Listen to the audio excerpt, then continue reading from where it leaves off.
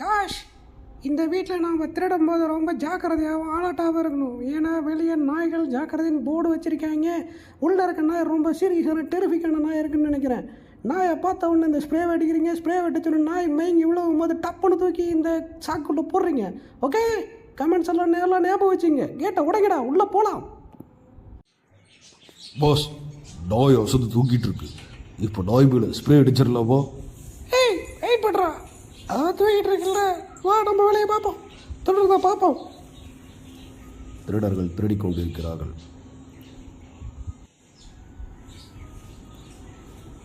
சுமார் அரை மணி நேரம் கழித்து திருட்டு சம்பவங்கள் முடிந்துவிட்டன. பாஸ், நாயை போட்டு தள்ளிடலாமா? அடவாவே, அப்படி எதுவும் பண்ணிடாது. நாம் போகிற இடத்துலையே தானே இதை ரொம்ப பவியமாக நம்மளையே எந்த தொந்தரவும் பண்ணாமல் தூங்கிட்டு இருக்குது. நாம் வேலையை முடிச்சிட்டோம். இப்போ கிளம்பி போயிட்டே இருப்போம். அந்த நாய்க்கு அதை ஒரு பிஸ்கட் பாக்கெட்டை போட்டு வாங்க, எதிரிச்சோட சாப்பிட்டோம். காய்ஸ், கிளம்பலாம்.